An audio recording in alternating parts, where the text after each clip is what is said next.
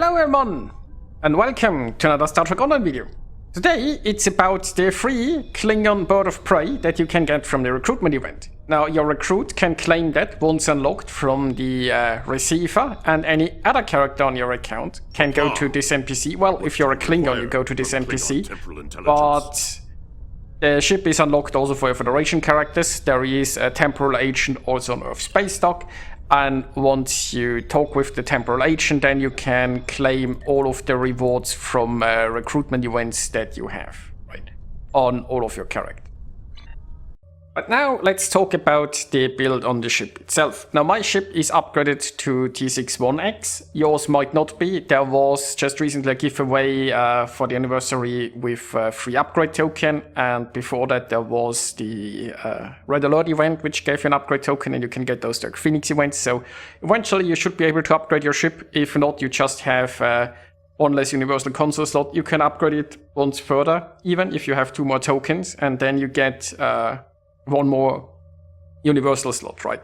So if you don't have it upgraded, just you have one less isomech, and you have upgraded further, you can slot another isomech. But let's start at the top. So I've chosen Disruptor, and here I'm using the Terran Task Force Disruptor dual heavy cannons and the Terran Task Force torpedo, and then just some other Disruptor dual heavy cannons.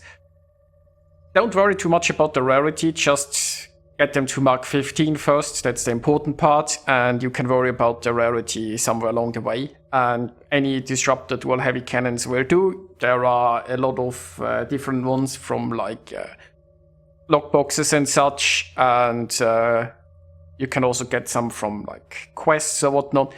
Like just any Disruptor dual heavies will do. If you don't want a torpedo, you could also just go pure dual heavy cannons. Just make sure that you all have matching damage types. So I chose a Disruptor build here, so all of my dual heavies are Disrupt. Then for the Deflector, Impulse, Warp Engine and Shields, you can go any set that you want. Very highly recommended is Discovery. At least 2 pieces of the Discovery set for the passive. The shield is especially popular. I'm using the shield and the engine here. I have Deflector and Warp Engine from the Revolutionary set. This is an old event stuff, but you can't just go full Discovery reputation, or you can do any other set. For example, until you have reputation, you could go and do, I think it was in the new Frontiers arc, or was it the Gamma Quadrant? Oh no, Melting Pot might have been. And Lucari governments have begun. Yeah, exactly. So for example, this mission has a complete set, so you'd have to play this mission like 4 times. But you can just get some quest gear until you get reputation gear for those. But this is up to you what you prefer here. In aft weapons, I have the kinetic cutting beam from the Omega reputation, and I have a heavy biomolecular disruptor turret, which is from the counter command reputation. You could also just use 2 turrets here, like cannons and turrets is perfectly fine. So you could drop the torpedo if you wanted, you could drop the cutting beam if you wanted. And for experimental weapon, well, experimental weapons are special weapons, and they come only with ships. This ship comes with the standard weapon, the hyper-excited ion stream projector. It's not a very good experimental weapon, but it's probably the only one you've got, so use it. If you have a better one, just switch it out. Then we come to the consoles. So here I'm using isomechs, and those are ones that increase disruptor damage. When it comes to isomechs, it's very important to look at the modifier, right? This one says disruptor, and it increases disruptor damage. There is also one that increases disruptor resistance. You don't want those, or any other modifiers like all resistance, or even more weapon power or something like that. No, you want that is, if you're using disruptor weapons, then you want the disruptor damage here. If you're using Tetrion weapons, you want Tetrion damage there, right? Make sure that those isomechs increase your damage type. Currently, isomechs are pretty cheap. Now, I mean, phaser are always quite expensive, but anything other than phaser should be relatively cheap, although prices do vary, so keep that in mind. Now, when you buy those in the exchange, they are usually Mark II, so you need to upgrade them. And at this point, I just want to quickly remind everyone how the easiest way to upgrade stuff is. You go to the Lithium store, and then you buy Phoenix packs, and you buy them always in those 10 packs, because that's cheaper than buying them by itself. So you just save up until you have 40,000 Elysium. Then you buy yourself 10 of those packs. Then when you have those packs, you open them. And you get tokens out of them, right? And the rarity of those tokens is random. When you click on a token and press use, then you open the shop. And down here in the rare, so basically the lowest quality token offers Phoenix Universal tech upgrades. And those are the tech upgrades that you use to upgrade your gear. This is the simplest way to upgrade your stuff. You can downgrade those tokens, so if you don't need the very rare ones, you can downgrade them to the blue ones and then get more of those upgrade tokens. I would personally keep the ultra rare ones, because during an Phoenix event, you can use those ultra rare ones, like 5 of them, to get a ship upgrade token to upgrade your ship. So there is that. But yeah, get yourself some Isomax for the engineering slots, and if you have universal slots as well. Now, coming down here, science consoles, I have the assimilated module, and once again, the rarity, don't worry too much about the rarity, just get your consoles to Mark 15 with the upgrades, right? I have the assimilated module here, which has a set bonus together with the kinetic cutting beam. You can also use the console by itself. It gives you crit chance and severity and weapon power setting and some control expertise. It's generally a nice console, and it comes from the reputation, so it's easy to get. And the enhanced induction coils come with the ship, so that console is always there. Then here I have the custom power matrix mounted. That's from the winter ship. Now, if you have done the winter event, then you'll have this console. The winter event is just, it just happened like a month ago, so I presume if you're playing the game right now, there is a very good chance you have it. If not, then replace it with something else. There are other reputation consoles, for example, that I haven't used here. The 0-point energy conduit is, I think, from the Romulan reputation. And it gives you some crit chance. There is the Discovery reputation, which has Locus fire control, or how it's called. Needs tier 5 reputation, so it takes a little bit of time to get there, but that's a console that increases your crit chance. You could, for example, also change out the torpedo if you wanted to, and use the Discovery torpedo instead, and then also use the Discovery console for a set bonus. Would be a very strong choice. You can generally do that, right? You can like replace anything here if you wanted to when it comes to the science and tactical consoles. I would stick with Isomax in engineering and universal. Those are just some very good consoles that increase your damage with your energy weapons. And then with the science and tactical consoles, you have a lot of choice what you want to do. Now, another console I have here is the Ferrofluid Hydraulic Assembly, which is from the Terran Task Force. And it forms a set with like my torpedo and my heavy cannons. Then there is Krenim Chronophage. This is actually a very new console that you can buy in the exchange. And as I can show you, right, it's going to be very cheap right now, I think.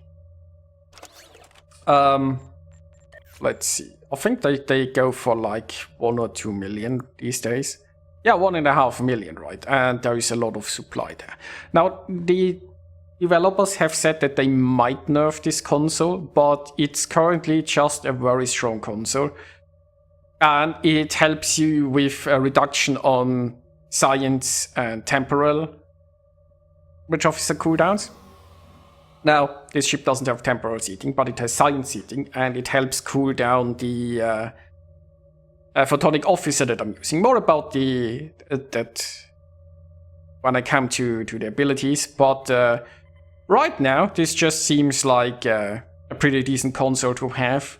it might change, but once again, you could change this out with some other things. And here I have the shield absorptive frequency generator that comes from a tier 3 ship that you can buy for, I think, 75,000 dilithium. So it's something that you do need to grind a bit of dilithium, and I know you need a lot of dilithium for other gear, you need dilithium for upgrades. This is something to work towards. It's a very good console to keep yourself alive. If you don't have that, once again, switch it out with, for example, the 0-point console, or, I mean, if you are doing all of the story missions, sometimes there's a console that interests you, maybe you have a different console that you saw on the exchange or so. There are some other lockbox consoles that are very cheap, might be reasonable.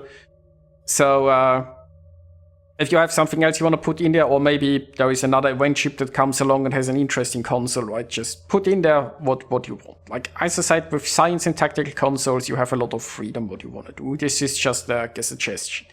But if you have the custom power matrix, I would definitely recommend that. That's a very strong console that I would put on essentially all of my ships.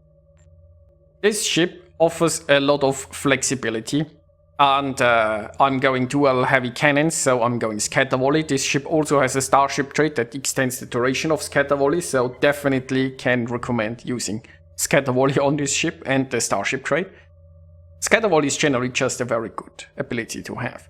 Then I'm using attack pattern beta, which debuffs the resistance of anything that I hit with scatter volley, a torpedo spread for the torpedo, and then a tactical team. Tactical team is very nice. It helps keep you alive. And I would highly recommend that unless you have some very high-end survival tools. Like, tactical team is just something I would put on all of my ships.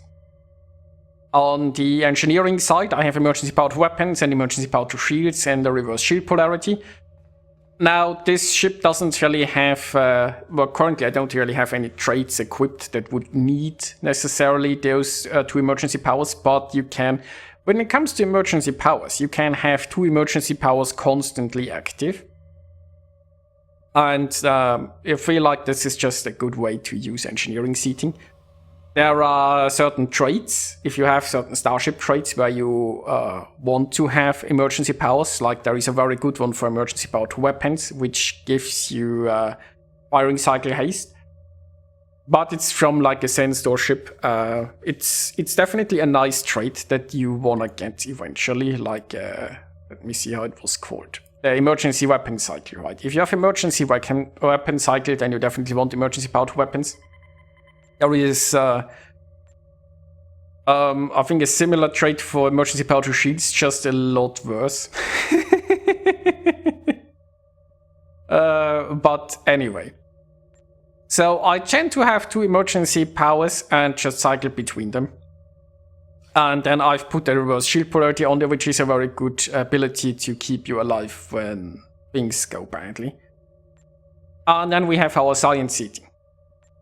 And for science, I would definitely recommend a gravity well, because it pulls ships together. And if you're using things like scatter volley and torpedo spread, which are AoE abilities, right? You want to pull all the enemies in one spot, and then you want to hit them with AoE abilities. Then I'm using Photonic Officer. Now, Photonic Officer helps reduce the recharge time of your abilities.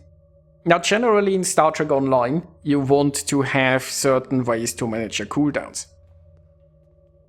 A very old school way would be to not manage your cooldowns and bring two copies, right? So you, instead of having just one copy of Scatter Volley, I could have a Scatter Volley 3 and a Scatter Volley 2 and rotate between those two.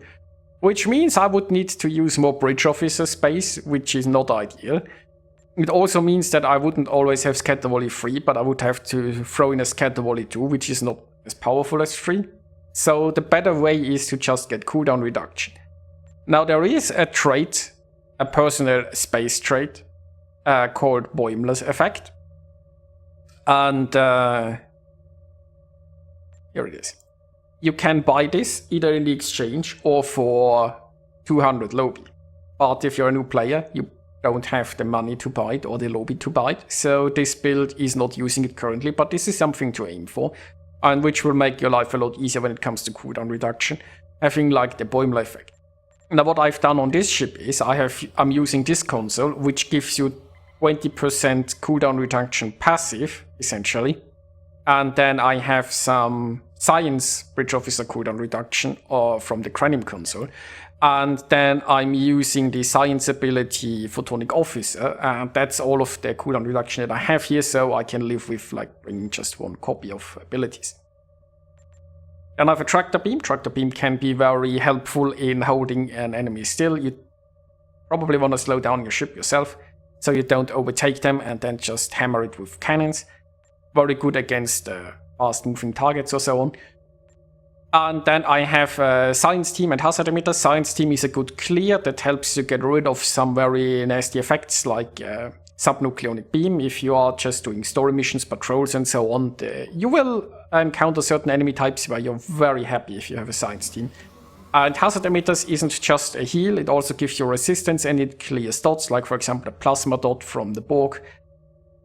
Hazard emitter is a very helpful ability as well, so this ship will get you most definitely through like some normal queues and story content and so with ease. Now I've talked about traits before, so let's take a closer look at them. When it comes to personal space traits, I have just filled this with essentially traits that you can get for free. Like Race Under Fire is something that you have as an engineer because it's an engineering captain. There are things like Fleet Coordinator, which gives you bonus or damage. It's especially helpful if you're actually like in a whole team, but if not, you yourself are included. It's 2% bonus damage, it's not the word, but there's something. There's Operative, which gives a bit of crit chance. There is Cannon Training, which just gives more cannon damage. When it comes to like the personal space traits, the best traits are generally from logboxes, so they're going to be expensive. And as you like grind more and more credits, you start be able to afford more traits, and eventually you're going to replace them probably if you play long enough. Like I would start with trying to get something like, as I've said, Boimler. You can get that either for low buy if you have the low buy, or save up the credits and buy it. And then unconventional systems. Once you have a lot of good universal consoles, unconventional system is a very popular trait, but you need very good universal consoles until this becomes relevant. And yeah, there are a bunch of other traits that you might want to get in the future, depending on your build. Now let's go to the starship traits. Now, once again, I have kept this rather budget. I also only have filled 5 slots, because the 5th slot you need to unlock on your fleet, and probably don't have them. And the other slots here you get unlocked by upgrading your ship even further. Now, Withering Barrage is here. That comes from the ship. So if you have the ship, you have this trait, essentially. Then I have Onboard Dilithium Recrystallizer. This is a very cheap trait that you can get for like $1 million or 2 or so, usually in the exchange. And it gives you bonus damage per non-weapon power subsystem currently at the maximum. Now, this is interesting because this ship comes with a console called the Enhanced Induction Coils, which gives you 15 weapon engine and auxiliary power setting. So with this, you might be able to get like your engine or your auxiliary power to maximum power setting. And then you profit from the Dilithium Recrystallizer. Now, you have to check out how your power settings work. Me being an engineer, I already have certain buffs to power and so on. And also depends a little bit on how you spec your skill tree and so on. But this definitely is a good trade together with those consoles. And it is relatively affordable. Then we have here programmable meta enhancements, another very cheap trade in the exchange, which is not the best, but when it comes to starship trades, right, the only really good one here is Withering Barrage that I have, that comes from this ship. And starship trades are generally unlocked through, starships. And if you are new to this game, you just don't have that many. But if you have any good trade, just throw it in here, right? Yeah, this is another cheap one here. Then One Impossible Thing at a Time, another cheap trade that you can buy. And superior predictive algorithms, your trade might not be superior. That gets upgraded from, I think, the Temporal Recruit or so. And it's just from the Intel specialization. But generally, don't worry too much. Use what you have, and as you keep playing the game, as you keep unlocking more, improve your build. When it comes to building a starship in Star Trek Online, what you need is essentially just the start, right? Like, dual heavy cannons in the front, turrets in the back, add some consoles that buff your chosen damage type, in this case Disruptor, and the other parts of your ship you keep improving, you keep building on as you keep leveling and playing more. And now, let's take this ship into an Agala system patrol. I'm doing this on Advanced, not on Elite. The ship is a bit on the squishy side. You could probably do Elite, but it might take a while. So I'm just doing Advanced, which should be not that problematic. Now, first of all, I have the console here slotted, the custom power matrix. What's important to note is that those are toggles, right? And you can toggle all three on at the same time, and you want to do that. Because this gives you firing cycle haste, critical chance, and critical severity. It's very strong. Then, of course, you know, cloaking is always helpful. And then you can decloak, and you can start firing. And you make sure you use like your photonic officer, throw out your scatter volley, and you know, they die very easily here. If, like, what a lot of people do to make their lives easier in this game is use keybinds and bind certain abilities to like the spacebar and then keep hammering the spacebar. And there are, like, I never made a video about keybinds, but if you like Google keybinds or search on Google, you will find a lot of videos helping you setting that up. Now we are going to use our recrystallizer here. I can also use my engineering powers, get even more power in here. We can gravity well them together. You can see gravity well is like very nice in helping keep them a little bit contained. If I had a little bit more in, there we go, this is now also getting pulled in there. Of course, the more you have skilled in the, I forgot how it's called, there's like the science passive in your skill tree, right, that improves control abilities. Probably Starship Control or something, but that obviously makes this pull stronger. Now I haven't used the Chronophage yet, so let's do that. It's a very fun ability that does quite a bit of damage and even spreads to others. Obviously not used at the perfect timing here because it had nothing to spread to.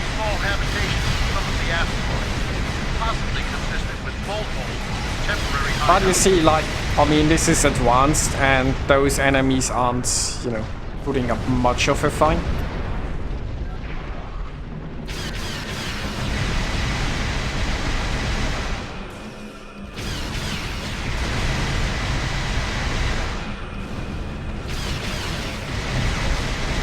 Gonna keep in mind to click the photonic officer. As I said, like, you can make your life a little bit easier with keybinds if you want to. You can also recloak in between encounters to get the decloaking bonus, preferably when you are not under fire already.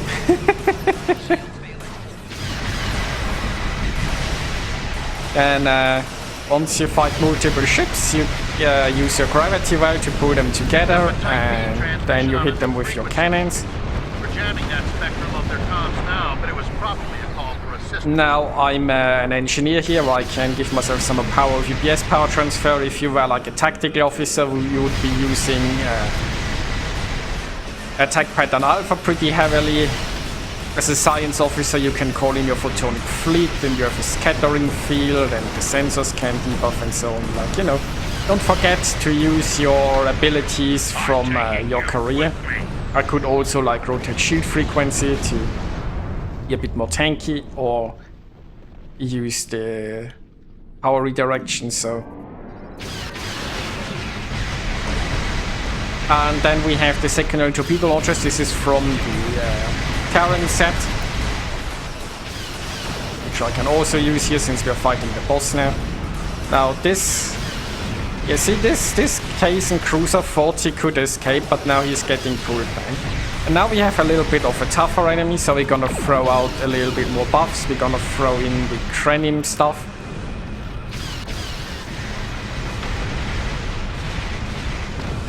I just got... Like, the Krenim stuff should teleport enemies. So, it can be a little bit confusing if enemies suddenly jump around, but there is them. And welcome to this sector. So, this is the free bird of prey that you can get from the Klingon recruiting event. That also gives you Withering Barrage. And it's definitely a nice looking ship. By the way, I'm using the Type 4 material. If you go to your ship tailor, just equip the Type 4 material and your ship will look like this. So I hope this was helpful. Hope you guys enjoyed this. And keep in mind when it comes to building your ship, just make the build your own. Change things if you want to. This is not just a gospel. This is more often a suggestion. And hopefully it was helpful. See you guys next time.